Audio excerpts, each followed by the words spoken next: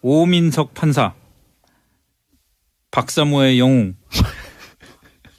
이 저 나이를 보니까 그 이전 판사님 동기 또래던데 학교 같이 다니셨나요? 네, 저는 학교를 1년 빨리 들어가가지고요. 아, 예, 뭐 저보다 저기 학교 후배인 것으로는 알고 있습니다. 개인적으로는 잘 모릅니다. 학교 다니면서 모르셨어요? 네.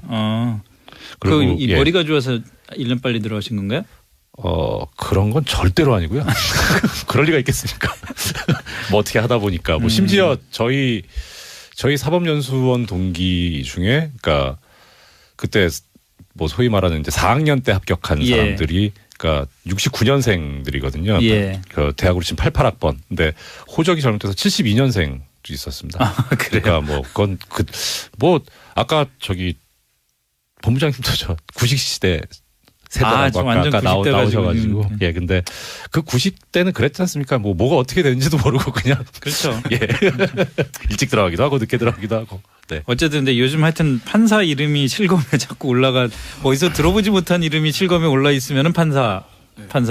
우리 이전 판사님도 지금 법원에 계속 계셨으면 실검에 많이 올랐을 것 같아요. 그랬을 수도 아마 예전에도 아마 그랬을 거는 같은데요. 뭐 그때도 예. 네, 근데 그렇죠. 솔직히 저기 볼 시간 없습니다. 실검에 지금 뭐가 올라와 있는지 바빠가지고 그리고 영장 전담 같은 경우에는 아무리 공무원 근무 시간이 뭐 9시부터 6시까지라 그래도 6시 안에 안 끝나거든요. 뭐 밤새서 새벽에 그 네. 영장을 뭐 발부하고 뭐 이런 게 네. 많았잖아요. 그러니까 들어가서 정말 집에 잠깐 다녀오겠습니다 하고 뭐 다녀오는 그런 수준이라 뭐 실검 확인하고 뭐 그럴 상황도 아니고요. 예. 어쨌든 오늘 그 영장을 기각한 거 갖고 국정원 댓글 외곽 팀장에 대한 영장을 기각을 했단 말이죠. 이걸 기각을 한 거 갖고 굉장히 논란이 많이 됐는데 기각하는 게 맞습니까? 틀리다고 보십니까? 먼저 말씀하시죠. 뭐 기록을 보고 판단을 한 그 판사의 견해를 존중할 수밖에 없고 사실 뭐 일종의 불문율이죠. 기록 안 본 사람이 뭘 얘기를 하냐라는 게 불문율인데 이제 그렇게 해서 나오는 결론이 얼마나 설득력이 있고 납득할 수 있냐의 문제거든요. 그런데 일단 이유만 봐서는 잘 이해는 안 가요.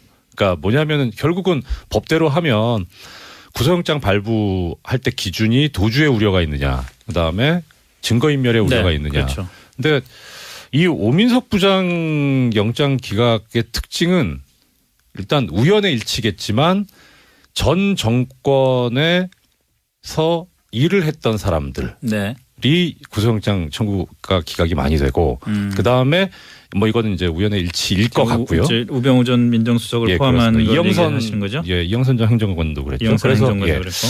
그런데 이제 하나의 특징은 뭐냐면 증거인멸 우려 관련해 가지고 일관되게 나오고 있는 게 그거예요. 증거가 인멸이 된 경우 이미. 예. 그럼 증거인멸의 우려가 없다고 보더라고요. 아. 그래서 오히려 증거가 인멸이 됐으면 구속영장이 기각이 되고 증거인멸이 안 됐으면 발부가 되는 아주 좀 이상한 그 논리체계가 돼버린다. 뭐 그렇게 이상하다고 볼 것도 아니네요. 뭐 인멸돼서 어차피 없는데 뭐 더 인멸할 것도 없는 거 아니에요? 그 증거라는 게 물론 뭐 예를 들어서 객관적으로 이제 뭐 역사상 존재하는 증거가 100개다. 근데 그 100개가 전부 다 인멸됐다. 예. 뭐 그게 이론적으로는 가능하지만 사실 모르잖아요. 수집을 해봐야 아는 거죠. 그렇죠. 그러니까 증거인멸의 우려라는 건 뭐냐면 그동안에 해온 걸로 봐서 향후 추가 증거가 발견될 수도 있는데 그것까지도 인멸할 우려가 있다. 이렇게 보는 것이지.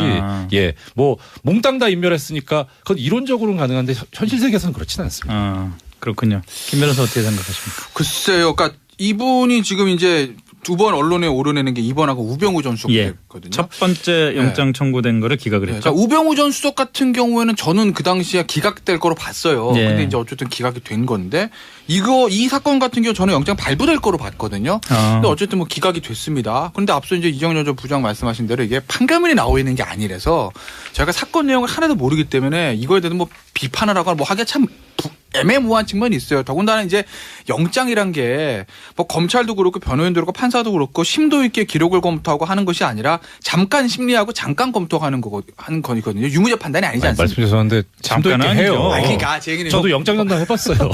밤새서 한다고. 일반 재판처럼 며칠 한다는 게 아니라는 그런 의미입니다. 뭐 어찌 됐건 간에 이게 시사평론가가 표현을 잘 쓰셔야지. 아이고 죄송합니다. 유무죄 판단이 아니라 임시적인 뭐 인신 구속에 관한 판단이기 때문에 예. 우리가 이걸 가지고 너무 좀 민감하게 반응할 필요는 없다. 그러니까 원래 법원이 판사의 숙명인 것 같긴 해요. 왜냐하면 재판이란 게 네. 모든 사람을 만족시킬 수는 없거든요. 반드시 물론이죠. 이기는 사람이 있으면 예. 지는 사람이 있고 특히 요새 이제 국정농단이나 전 정권 관련된 것처럼 특히 이제 약간 보수와 진보가 부딪히는 측면에서는 약간 정치성 있는 재판은 더 그렇습니다. 네.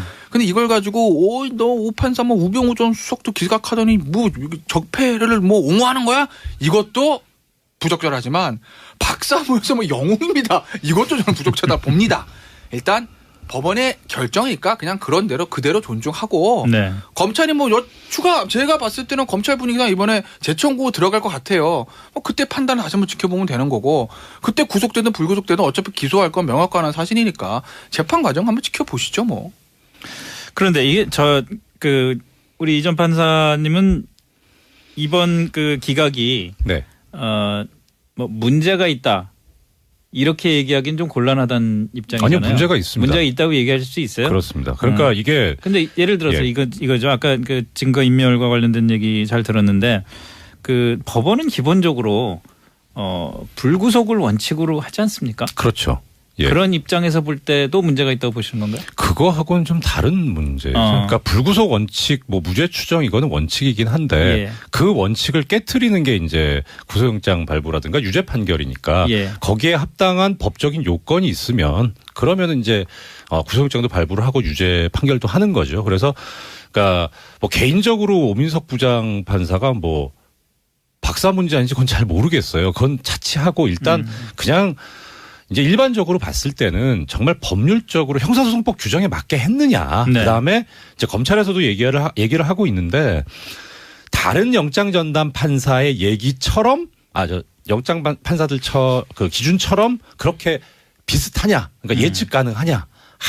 그 문제인 거죠. 그래서 네. 그 문제에서 지금 떨어져 있기 때문에 그게 문제라는 아마 거예요. 비판하시는 분들은 아마 이런 것 때문에 그럴 거예요. 만약에 이제 영장을 기각할 때 범죄가 아직 소명이 안 된 것 같은 걸 너희들 좀 더 검찰 입증 좀 해봐. 이렇게 하고 기각을 시켰으면 그런 대로 조금 납득을 이제 하시는 분이 좀 했을 텐데. 근데 아예 그냥 소명이 된다고 못을 소명은 박았으니. 됐어. 예. 근데 증거인멸의 우려가 없고 도주 우려가 없다 이렇게 붙였기 때문에 예. 그 이유 때문에 아마 이번 구속영 기각 결정을 비판하시는 분들은 아마 그 문제를 좀 문제 삼고 있는 것 같아요. 네. 서울중앙지검이 오늘 그 서울중앙지법의 그 영장 판사들을 그 정면으로 비판하고 나섰습니다. 네네. 이 국정원 댓글 공작 사건 등과 관련해서 그 청구한 구속영장이 그 잇따라 기각된 데 대해서 이 공식 입장문을 냈는데요. 네. 납득하기 어렵다. 굉장히 그 날선호조로 이제 법원을 비판을 했습니다. 예. 이 서울중앙지검은 특히 그 최근 그 일련의 그 구속영장 기각은 이전 그 영장 전담 판사들의 그 기준과 차이가 많고 네. 지난 2월 말 서울중앙지법에 새로운 그 영장 전담 판사들이 그 배치된 이후에 국정농단 사건을 비롯해서 이 국민 이익과 그 사회 정의에 그 직결될 수 있는 핵심 수사의 그 영장들이 거의 예외 없이 그 기각되고 있다. 이렇게 지적을 했습니다. 네네. 지난 2월 말 이후 그 부임한 그 서울중앙지법의 그 영장 전담 판사들 그 정조준하고 이 법과 원칙 이해에 또 다른 요소가 작용하고 있는 것 아니냐. 이런 의구심까지 이제 제기되고 있다고 그 직격탄을 날렸는데요. 네, 그 서울중앙지법 영장 전담 판사들 그 정조준한 검찰의 그 이례적인 입장문 발표. 이 소식의 몇 가지 포인트 좀 짚어보도록 하겠습니다. 네. 자, 어떤 점부터 짚어볼까요? 단순한 불만의 표출이 아니라는 것이죠. 뭔데 뭐 다른 요소가 작용하고 있는 것 아니냐. 이런 뭐 멘트까지 나왔다면 상당히 지금 그렇죠. 이례적인 좀 반응이라고 봐야 맞습니다. 되는 그리고 것 또 같은데요. 한 건의 그 영장 기각에 대한 그 문제 제기만도 아니죠. 예. 이 검찰이 밝힌 것처럼 그동안 그 여러 국정농단 사건, 그 적폐 핵심 사건에 대한 그 잇단 구속영장을 거의 그 예외 없이 이제 기각해 왔다는 주장 아니겠습니까? 네. 그런 점에서 검찰의 이번 문제 제기는 이 영장 전담 판사들에 대한 그 짙은 불신의 그 표출이기도 하고 네. 또 그 결정의 그 정당성에 대한 이제 근본적인 의문제기라고 볼 수 있는 것이죠. 네. 이 법과 원칙 이해에 그 또 다른 요소가 작용하고 있는 것 아니냐. 조금 애둘러 좀 표현한 것이긴 하지만 한마디로 이 국정원 댓글 공작이나 여러 국정농단 사건에 대해서 그 작심하고 영장을 기각하고 있는 것 아니냐. 이렇게 이제 그 반문한 것이나 마찬가지로 봐야 되겠죠. 근데 좀 이제 그건 검찰 입장이고 법원 입장에서 원론적으로 이야기를 한다면 사실은 불구속 상태에서 재판이 진행이 되는 게 원칙인 건 맞지 않습니까? 맞습니다. 그래서 사실은 그렇게 이렇게 해석할 수는 없습니까? 이 부분이 좀 그렇죠. 그래서 이 네. 구속영장 문제를 놓고 네. 검찰과 법원이 뭐 신경전을 벌여온 것은 어제 오늘 일은 아니고요. 그렇죠. 네. 항상 있는 부분이고 검찰로서 뭐 수사의 그 편의를 위해서라도 뭐 당연히 구속영장이 좀 필요한 대목도 있고 네. 반면에 이제 그 인권을 먼저 생각을 해야 될 법원으로서는 이제 그 가능하면 엄격한 잣대를 이제 그 되기 때문에 여기에서 그 갈등과 충돌은 있을 수 있습니다.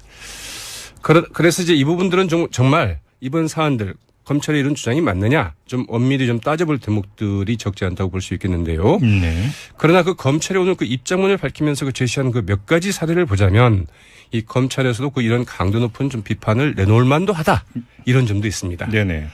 먼저 그 오늘 그 구속영장이 기각된 그 국정원 퇴직자 모임인 그 양지의 그 전현직 간부 2명 사례만 좀 살펴보면은요. 네. 한 사람은 이제 국정원 사이버 요각팀 팀장으로 활동한 그 양지의 전 기획실장인 그 노아무개 씨고요. 네. 또 다른 사람은 양지의 그 현 사무총장인 그 박아무개 씨입니다. 양지회라는 게 이제 전직 국정원 직원들 모임이잖아요. 그렇죠. 예, 예. 증거 은닉 혐의로 이제 그 구속영장이 청구됐었는데 네. 이 검찰 압수수색을 앞두고 그 관련 자료를 숨기거나 그 삭제한 혐의죠. 아. 네, 그 오늘 새벽 이제 그 서울중앙지법 오민석 그 영장 전담 판사는 이 사이버 요각팀 팀장으로 활동했던 노아무개 씨에 대해서 이 범죄 혐의는 소명이 된다. 네. 범죄 혐의는 분명하다. 그러나 이 수사 진행 경과 등에 비추어 그 도망 및 증거 인멸의 우려가 없다. 네. 이러면서 이제 영장을 기각을 했거든요. 네.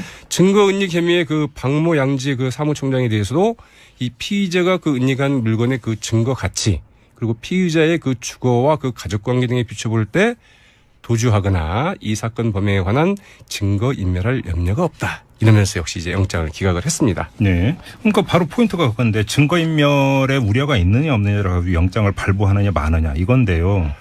그 조금 전에 먼저 불구속 상태에서 재판 진행된다는 건 원론이고 현실적으로 바로 그게 이제 주요한 판단인데 법원은 그 증거인멸 우려가 별로 없다 이거잖아요 지금. 그리고 또 하나는 이제 앞서 말씀드린 것처럼 사건의 진행 경과 즉 네. 그 수사가 거의 좀 수사의 진행 경과 수사가 거의 끝났다는 이야기잖아요. 예. 검찰은 그런데 그게 무슨 소리냐 이렇게 반박을 하고 있는 거죠. 네. 이 국정원으로부터 그 수억 원대의 그 활동비를 지급받으면서 그 노골적으로 그 사이버 대선 개입과 그 정치 개입을 한 사안이고 네. 이 사안 자체가 이 국정원 퇴직자 10여 명이 양지의 그 사이버 요각팀으로 활동한 정황을 지금 자꾸 수사에 좀 착수하고 있는 마당이다. 착수다. 이제 착수 그렇죠. 단계다. 예. 이 사람 말고도 10여 명이 더 관련된 게 드러나서 네. 지금 막 수사를 해야 되는데 이렇게 풀어주면은 어찌하란 말이냐 이런 이야기죠. 그러니까 네네. 사실은 검찰 이야기가 굉장히 설득력이 있습니다. 이들 그 구속영장을 기각하는 것은 심한 말로 그 수사하지 말라는 이야기나 마찬가지다. 이제 이런 이렇게 항변을 하고 있는 것이죠. 무엇보다도 이제 이들이 그 국정원 출신이라는 것 아니겠습니까? 네. 네, 어찌 보면 그 증거 인멸이나 그 조작에 아주 능할 수 있다. 이제 이런 점이고요. 네. 또 이들이 그 자기 혼자 한 일이다. 양지에는 관계없다. 이렇게 그 양지의 그 연관성을 처음부터 강하게 그 발뺌을 했고요. 네. 실제 그 증거를 은닉까지 했는데 이 가족 관계 등을 들어서 도주할 염려도 없고 증거 인멸에도 우려도 없다. 어떻게 이렇게 애단할 수 있는 것이냐 이렇게 얘기하고 있는 것이죠. 근데 앞서 그 지금 검찰이 내놓은 입장 중에 또 눈여겨봐야 될 게 2월 말에 새로 부임한 영장 전담 판사들을 콕 집어서 지금 문제 삼은 바로 이 대목 그러니까요. 아니겠습니까? 사실 정말 이제- 처음 보는 것 같은데요. 네, 맞습니다. 아주 작심하고 한 이야기죠. 네. 이 서울중앙지법의 그 영장 전담 판사는 3명입니다. 네. 이 2명은 부장판사고 1명은 이제 그 평판사로 이렇게 구성이 되거든요. 네. 이게 이제 주로 이 영장 전담 판사 이거 법원 엘리트 아니면 가기 힘든 곳입니다. 그런가요? 네. 아주 유망한 사람들이 가는 곳이고요. 네. 그리고 신경을 써서 그 인사를 하는 그 직책이기도 하죠. 이 법원 수뇌부가 이들을 통해서 사건에 대한 그 통제력과 장악력을 행사하는 것 아니냐. 이런 의구심도 이제 일찍부터 네. 많이들 제기되어 왔던 이런 대목이 있는 사안인데요. 예. 문제가 되는 그 서울중앙지법의 그 영장 전담 판사들 지난 2월 말에 그 새로 이제 부임한 사람들이거든요. 네. 특히 이제 그때가 언제냐 보면 이 특검 수사가 좀 막바지에 이른 때였고요. 네. 아직 그 박 전 대통령 그 탄핵 결정 전이었죠. 그래서 그 이제 시기에 좀 주목할 필요가 있겠고 검찰은 그래서 이번 사건뿐만이 아니라 그동안 뭐 우병우 전 민정수석이랄까 이 최순실 씨의 딸이죠. 이 정유라 씨 그리고 이영선 전 청와대 그 경호관 등에 대해서 그 예외 없이 구속영장을 좀 기각을 했다. 이전 영장 전담 판사들의 그 판단 기준과는 차이가 많은 것 같다. 이래선 뭐 국정농단이나 그 적폐청산 이런 진실규명은 물론이고 책임자 처벌이라는 그 검찰의 사명을 수행하기가 사실상 불가능하다. 네. 이렇게 강도 높게 비판을 한 것이죠. 네. 검찰은 특히 이 박영수 특검에게 이 폭력을 행사한 사람의 그 구속영장 기각은 물론이고 이 통화 내역을 들여다보기 위한 그 통신영장 또 그 계좌영장까지 그 기각을 해서 공범 추적을 사실상 불가능하게 했다. 이렇게 이제 불만을 터뜨리기도 했거든요. 네네. 이런 것까지 다 기각을 할 사유가 도대체 뭐냐 이렇게 묻고 있는 것이죠. 이들 영장 전담 판사들이 그 작심하고 수사를 방해하고 있는 것 아니냐. 이게 이제 그 검찰의 이야기인데 네. 법원에서도 검찰의 뭐 이런 태도로 보면 영장 재청구할 수도 있을 것 같은데요. 그렇죠. 그때 이제 영장 전담 판사가 어떻게 이제 그 결정을 내리는가 이게 또 그렇고. 한번 봐야 되겠네요. 네. 알겠습니다. 들어보지 못한 이름이 실검에 올라 있으면은 판사. 우리 이전 판사님도 지금 법원에 계속 계셨으면 실검에 많이 올랐을 것 같아요. 그랬을 수도 아마 예전에도 아마 그랬을 거는 같은데요. 뭐 그때도 예. 네, 근데 그렇죠. 솔직히 저기 볼 시간 없습니다. 실검에 지금 뭐가 올라와 있는지 바빠가지고.